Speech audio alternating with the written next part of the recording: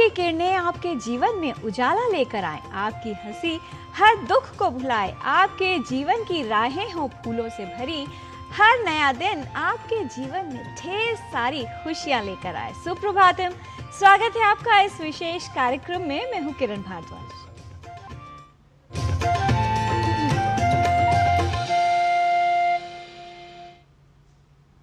आजकल हम में से बहुत से लोग ऐसे हैं जो स्वयं को आकर्षक दिखाने के प्रयत्न करते हैं और जीवन में इसी भागदौड़ में लगे रहते हैं कि अपने आकर्षक व्यक्तित्व को दूसरों के समक्ष कैसे प्रस्तुत किया जाए। लेकिन सरलता, सादगी, भोलापन स्वयं में एक शक्ति है जो हर कठिन समय में स्थिरता प्रदान करती है और अच्छे समय में व्यक्ति को संयम देती है, जिससे वो एक ही स्थिति बनाए रखता है। क्योंकि समय चाहे कैसा भी हो, सादा या सादगी से रहने वाला व्यक्ति हर तरह की परिस्थिति में स्वयं को ढाल लेता है, एक समान रहता है। समय के ज्ञान के लिए आइए देख लेते हैं आज का पंचांग और जान लेते हैं क्या है आज की तिथि, वार और नक्षत्र। आज का पंचांग युगाब्द 5127, विक्रम संवत 2082, शक संवत 1947, दक्षिणायन, कार्तिक मास, शुक्ल पक्ष, षष्ठी तिथि, सोमवार, मूल नक्षत्र। आज का दिन सभी के लिए मंगलमय हो। जीवन में धन चाहे कितना भी कमा लिया जाए, लेकिन जीवन को सरलता और सादगी के साथ ही जीना चाहिए, क्योंकि सादगी ही मनुष्य का वास्तविक श्रृंगार होती है। अधिकतर लोग स्वयं को सादा सोचते हैं तो उनको लगता है कि साधारण उनको समझा जाएगा, लेकिन सुंदरता लोगों को आकर्षित करती है, जबकि सादगी दिलों को छू लेती है। इसीलिए अपने व्यक्तित्व, व्यवहार और विचारों में सरलता और सादगी को बनाए रखना चाहिए।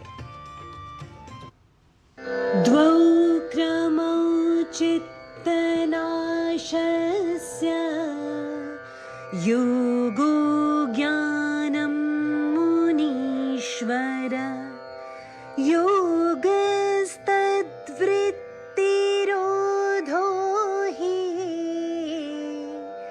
ज्ञानं सम्यग् वीक्षणम्। चित्त की चंचलता को नष्ट करने के दो प्रमुख मार्ग हैं, योग और ज्ञान। जहां ज्ञान वस्तु के तत्व को यथार्थ रूप में देखना है, वहीं योग चित्त की वृत्तियों का शमन करना है। There are two main ways to destroy the restlessness of the mind, yoga and knowledge. Where knowledge is to see the essence of the object in its true form, yoga is to suppress the instincts of the mind. Chhath पर्व या सूर्य षष्ठी को मनाया जाने वाला ये पर्व कार्तिक शुक्ल पक्ष की षष्ठी तिथि को मनाया जाता है और जिस तरह से लोग इसमें शामिल होते हैं, उनकी भावना देखते ही बनती है। ये एक महापर्व है। सूर्य उपासना का ये अनुपम पर्व न सिर्फ सामंजस्य और सौहार्द को बढ़ाता है, बल्कि अपनी भावनाओं को व्यक्त करने का भी एक अवसर है, आध्यात्मिकता के साथ जुड़ने का अवसर है। पवित्र और अनुशासित विधि से मनाया जाने वाला ये महापर्व कई विशेषताएं रखता है। आइए इसके आध्यात्मिक और वैज्ञानिक पक्ष को समझते हैं हमारी सहयोगिनी निधि तिवारी की इस विशेष रिपोर्ट के माध्यम से।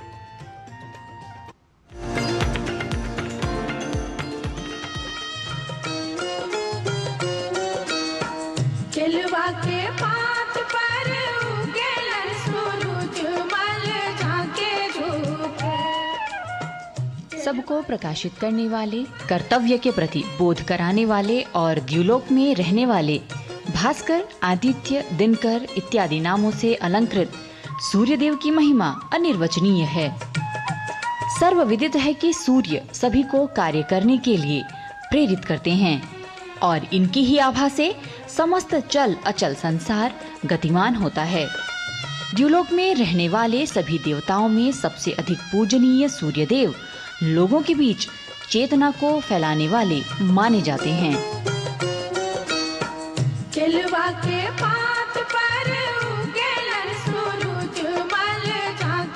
सूर्यदेव जो सभी जीवित प्राणियों के मन में कर्तव्य का बोध कराने वाले हैं, प्रातः काल में अपनी स्वर्णमयी कांति से मृतप्राय वस्तुओं में भी चेतना का प्रसार करने वाले माने गए हैं। ऐसा इसलिए है क्योंकि सूर्यदेव लोगों में आयु, शक्ति और भक्ति को बढ़ाने वाले हैं। प्रकृति उपासना की परंपरा को मानने वाले भारतीय सनातन धर्म में आज भी सूर्योपासना की परंपरा को छठ महापर्व के रूप में मनाया जाता है। लोक आस्था का यह महापर्व वर्तमान समय में बिहार, उत्तर प्रदेश, झारखंड इत्यादि राज्यों में बड़े ही उमंग, उत्साह और आस्था के साथ मनाया जाता है। सूर्यदेव की पूजा की यह परंपरा लोगों को निरंतर गति, नई ऊर्जा, आशावादी दृष्टिकोण का भी संदेश देती आई है। उत्साह और भक्ति के आध्यात्मिक वातावरण में प्रकृति के संरक्षण के द्योतक के रूप में छठ पर्व प्रमुख पर्व है। सूर्य पूजा का यह पर्व प्रकृति के प्रति कृतज्ञता ज्ञापन का भी प्रतीक है। सूर्य उपासक व्रती जल में प्रवेश कर अस्ताचलगामी सूर्य को अर्घ्य समर्पित करते हैं और अगले दिन उगते हुए सूर्य को अर्घ्य देकर अपने कई घंटों के निर्जल व्रत को पूरा करते हैं। यह एक ऐसा परिदृश्य होता है जो बदलते जीवन चक्र का प्रतिनिधित्व करता है, जो यह बताता है कि किसी व्यक्ति के जीवन में जितनी अधिक निराशा आती है, उतनी ही अधिक संभावना है कि उगते हुए सूर्य के समान उसकी सारी निराशाएं मिट जाएं।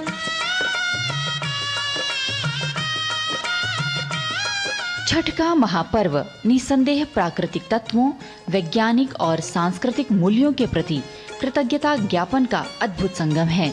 ऋग्वेद के सूर्य सूक्त में लिखा है कि वह सूर्यदेव हमें विभिन्न पापों से मुक्त करने वाले हैं। छठ का व्रत रखने वाले व्रती सूर्य की ऊर्जा के माध्यम से शारीरिक और मानसिक लाभ पाते हैं, क्योंकि सूर्य की सप्त किरणें अपनी आभा के माध्यम से सभी में नई चेतना का प्रसार करती हैं। यही कारण है कि छठ या सूर्य षष्ठी का यह पर्व न केवल एक धार्मिक अनुष्ठान है, बल्कि शरीर और प्रकृति के मध्य समन्वय स्थापित करने की एक वैज्ञानिक विधि भी है। पवित्र और अनुशासित छठ पर्व वैज्ञानिकता, प्रकृति, स्वास्थ्य और पर्यावरण से जुड़ा एक महापर्व है, जिसमें सूर्य की पूजा के माध्यम से कई शारीरिक लाभ प्राप्त होते हैं। वैज्ञानिक दृष्टिकोण से छठ पर्व के समय सूर्य की पराबैंगनी किरणों के प्रभाव को कम करने और स्वास्थ्य लाभ प्राप्त करने में सहायता मिलती है। इसके साथ ही यह पर्व हमें प्रकृति से जुड़े रहने की प्रेरणा भी देता है। निधि तिवारी, डीडी न्यूज।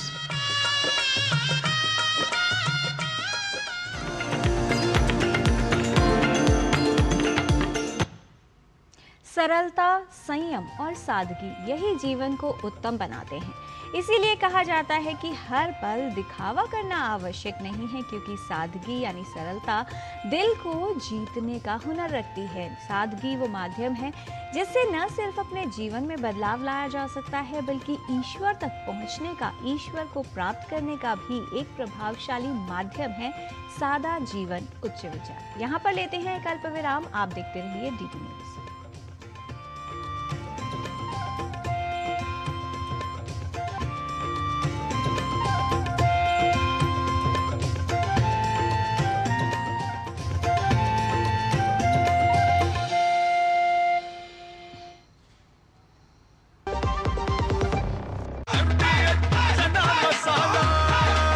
अब छोलिया हो या लोबिया, सफेद चने या काले चने, सब कुछ मजेदार बने।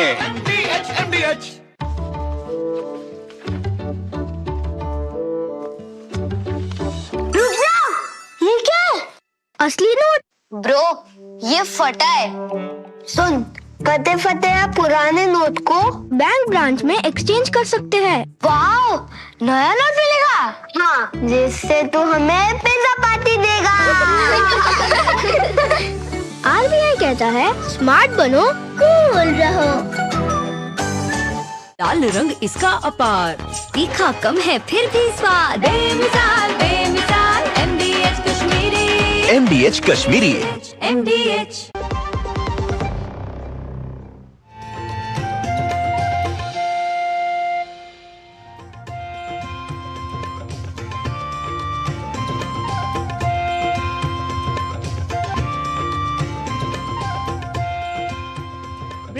आपका स्वागत है। जब व्यक्ति सादगी से कुछ दूर जाने लगता है तो कुछ इस तरह के कार्य होते हैं जिससे स्वयं उसी का जीवन ही प्रभावित होता है। वातावरण में बढ़ता हुआ प्रदूषण इस बात का प्रमाण है। प्रदूषित वातावरण से कई तरह की समस्याएं हो सकती हैं। श्वसन रोगियों के लिए ये हानिकारक है, साथ ही वृद्ध लोग, छोटे बच्चे या ये कहें कि हम सभी को नुकसान पहुंचा सकता है। आइए समझ लेते हैं वायु प्रदूषण के क्या हैं दुष्प्रभाव और क्या है वायु को शुद्ध करने के, वायु में प्रदूषण के स्तर को कम करने के प्रभावशाली उपाय।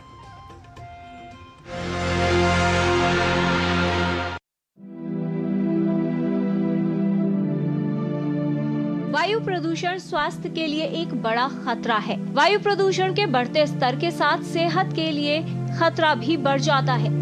हर तरफ छाई जहरीली धुंध, इससे आंखों में जलन, सिरदर्द, गले में खराश जैसी समस्याओं से लेकर गंभीर परिणाम भी देखे जा सकते हैं। ऐसे में अस्पतालों में न सिर्फ रोगियों की संख्या बढ़ती है, बल्कि वो लोग जिन्हें पहले से समस्या है उनकी जटिलताएं भी बढ़ जाती हैं।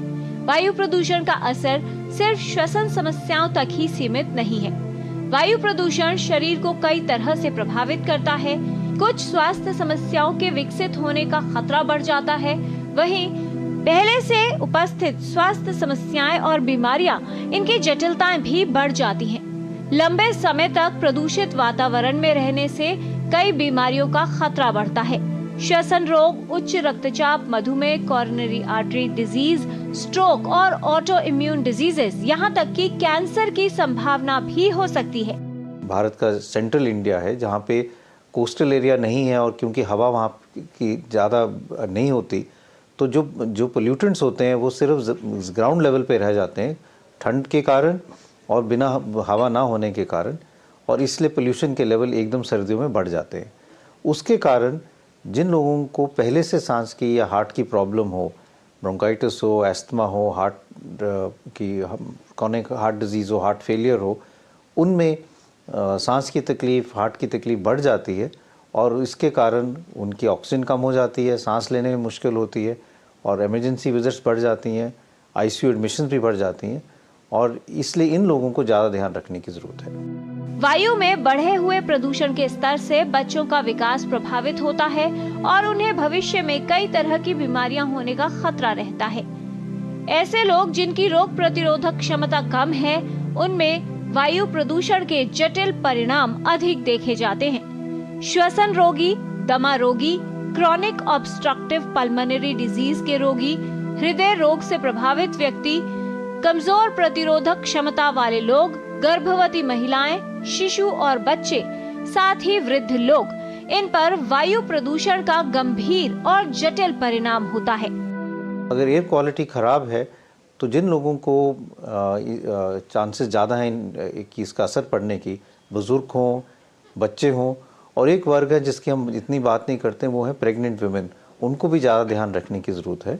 और जिन लोगों को क्रॉनिक रेस्पिरेटरी डिजीज़ हो या क्रॉनिक हार्ट डिजीज़ हो, उनको जब एयर क्वालिटी ख़राब हो तो बाहर नहीं जाना चाहिए, अवॉइड करें। अगर बाहर जाना ज़रूरी है तो तब जाएं जब AQI इम्प्रूव कर जाए या जब दिन हो, धूप निकल जाए, क्योंकि जब गर्मी होती है तो एक ग्राउंड लेवल पोल्यूशंस कम हो जाते हैं। मास्क अपना ज़रूर लगाएं और कोशिश करें कि इस मौसम में जब सुबह शाम जब पोल्यूशन ज़्यादा है तो एक्सरसाइज ना करें और बच्चों का स्पेशली ध्यान रखें।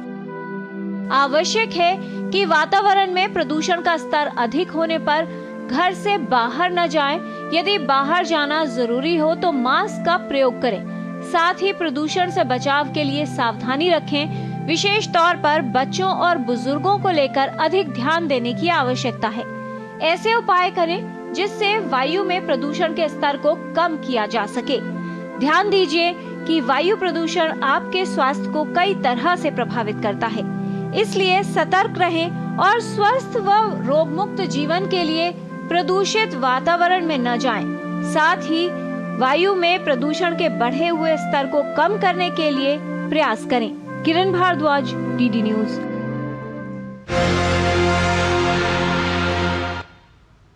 वायु प्रदूषण हो या धूम्रपान करना कई तरह से स्वास्थ्य को प्रभावित करता है और सबसे पहले इनसे प्रभावित होता है हमारा श्वसन तंत्र। योग श्वसन तंत्र को बेहतर बनाने में उपयोगी है। प्राणायाम करने से फेफड़ों की क्षमता बढ़ती है, श्वसन क्रियाएं बेहतर करने में और अपनी रोग प्रतिरोधक क्षमता को बढ़ाने में योग उपयोगी है। आइए देख लेते हैं कुछ ऐसी योगिक क्रियाएं जिनसे आप अपनी श्वसन प्रक्रिया को बेहतर कर सकते हैं और श्वसन तंत्र को मजबूत बना सकते हैं।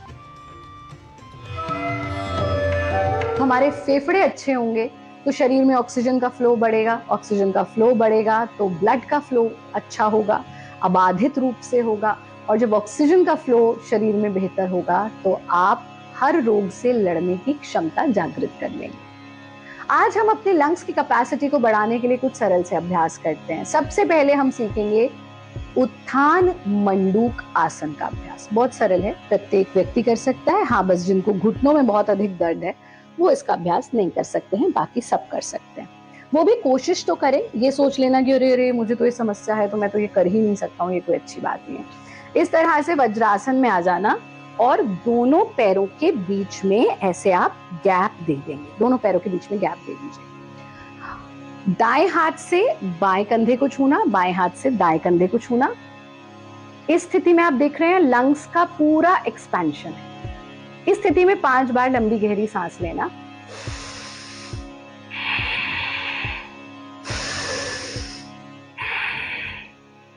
ऐसा 5 बार कीजिए। दोनों हाथों को वापस ले आइए, अपने पैरों को भी वापस ले आइए, शरीर को बिल्कुल ढीला छोड़ दीजिए। ये 1 राउंड है, आप इसके 2 राउंड तक कर सकते हैं।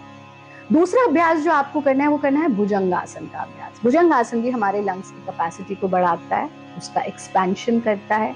और फिर बाल आसन जो सबसे सरल है, इस स्थिति में लेटकर आपके लंग्स की कैपेसिटी बढ़ती है। तो इसके लिए हम पहले भुजंगासन करते हैं, जिसके लिए आप पेट के बल लेट जाएंगे, दोनों हथेली जमीन पर, दोनों कोहनी जमीन पर, ठुड्डी जमीन पर, सांस भरते हुए चेहरा ऊंचा उठाना, सीना ऊंचा उठाना, पूरा जो इसका बल है आपका वो रीढ़ पर आ जाए, चेस्ट का एक्सपेंशन हो जाए। सांस छोड़ते हुए वापस।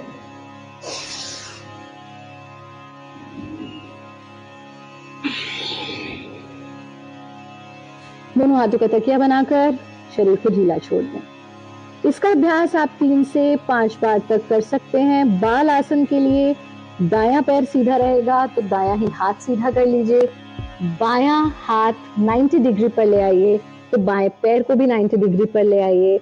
इस स्थिति में कम से कम 3 मिनट तक लेटें, सांस नॉर्मल चलती रहे। इस 3 मिनट की अवधि में आप इसे दूसरी ओर भी दोहरा सकते हैं। छोटे से बालक की तरह बाल आसन का अभ्यास। वापस कैसे आएंगे? हाथों का सहारा लेकर के धीरे से अपने आसन में बैठ जाना।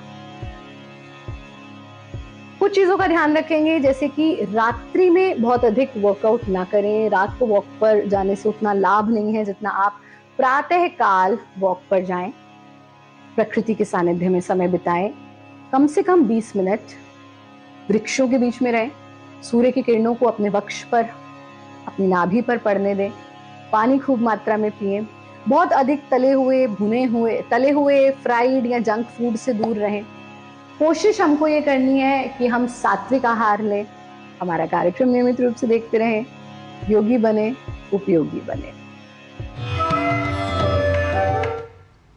जीवन जब सरल होता है तभी उत्तम बनता है। सादगी कोई किताबों में लिखा हुआ विचार नहीं है, बल्कि जीवन जीने की सर्वोत्तम कला है। जब यह ज्ञान व्यक्ति को आता है तभी उसके जीवन में परिवर्तन स्पष्ट रूप से देखा जा सकता है। ज्ञान जीवन को परिवर्तित करने का एक उत्तम माध्यम है। आइए संस्कृत का ज्ञान लेने के लिए चलते हैं संस्कृत पाठशाला में हमारे सहयोगी डॉक्टर गवीश द्विवेदी के पास।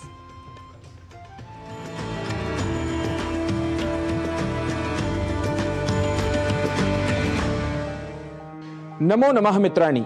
संस्कृत पाठशालायाः एतस्याम् अभिनव कक्षायां भवतां सर्वेषां स्वागतम्। मम नाम गवीशः। अपनी संस्कृत की पाठशाला में हम रोजमर्रा में प्रयोग में होने वाले वाक्यों को बोलना सीख रहे हैं। सीखने के इसी क्रम को आगे बढ़ाते हुए आइए आज सीख लेते हैं कुछ और नए वाक्यों को।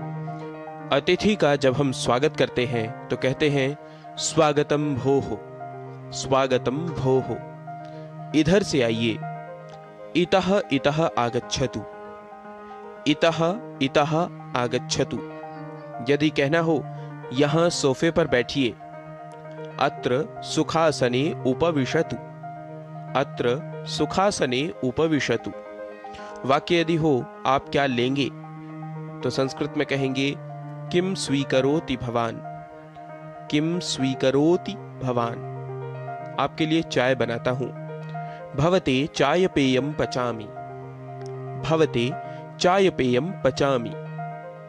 या आप कॉफी पीते हैं, यदि हमें इसकी संस्कृत बनानी हो तो कहेंगे उत भवान कॉफी पेयम स्वीकरोति, उत भवान कॉफी पेयम स्वीकरोति। वाक्य यदि हो बिस्किट भी खाइए, तो संस्कृत में कहेंगे सुपिष्टकम अपि खादतु, सुपिष्टकम अपि खादतु। बिस्किट को संस्कृत में सुपिष्टकम कहते हैं। यह बिस्किट्स घर पर बने हैं। एतानि सुपिष्टकानि गृह निर्मितानि सन्ति, एतानि सुपिष्टकानि गृह निर्मितानि सन्ति। नमकीन भी खाइए। लावणिकम अपि स्वीकरोतु, लावणिकम अपि स्वीकरोतु। जरा आराम कर लीजिए। किंचित विश्रांतिम अनुभवतु, किंचित विश्रांतिम अनुभवतु। क्या आज ही जाना है? किम अद्य एव गंतव्यम, किम अद्य एव गंतव्यम। 2 दिन ठहर जाओ। दिनद्वयम तिष्ठतु भोः, दिनद्वयम तिष्ठतु भोः। रात को नींद अच्छी आई। रात्रौ निद्रा सम्यक् आसीत्, रात्रौ निद्रा सम्यक् आसीत्। कहाँ चले गए थे? कुत्र गतवान आसीत्, कुत्र गतवान आसीत्। भोजन करके ही जाना। भोजनम कृत्वा एव गच्छतु, भोजनम कृत्वा एव गच्छतु। घर के पास ही पार्क है। यदि इसे संस्कृत में कहना हो तो कहेंगे गृहस्य समीपे एव उद्यानम अस्ति, गृहस्य समीपे एव उद्यानम अस्ति। हमारा घर 5वें माले पर है। अस्माकं गृहं 5मे तले अस्ति, अस्माकं गृहं 5मे तले अस्ति। जल्दी ही दोबारा आइएगा। शीघ्रम एव पुनः आगच्छतु, शीघ्रम एव पुनः आगच्छतु। तो मित्रों, आज के ये कुछ और नए वाक्य हमने सीखे हैं। इनका दैनंदिन व्यवहार में आप प्रयोग करते रहिए और संस्कृत के ऐसे ही अंशों को सीखते रहिए। हम नए वाक्यों के साथ, नए विषयों के साथ पुनः होंगे आपके समक्ष उपस्थित। तब तक के लिए नमस्कार, नमो नमः, पुनः मिलामः।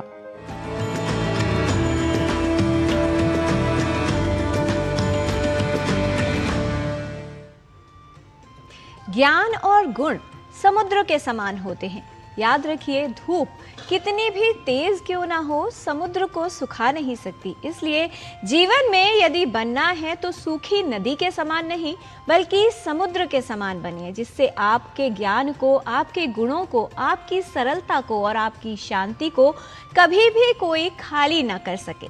सरलता का अपने अंदर गुण अपनाइए, सादगी को गले लगाइए, निस्वार्थ भाव से काम कीजिए और इच्छाओं को कम रखिए।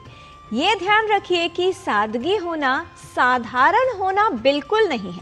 लगता है कुछ लोगों को कि सादगी का दौर नहीं, पर वास्तविकता ये है कि सादगी से अच्छा कुछ और नहीं।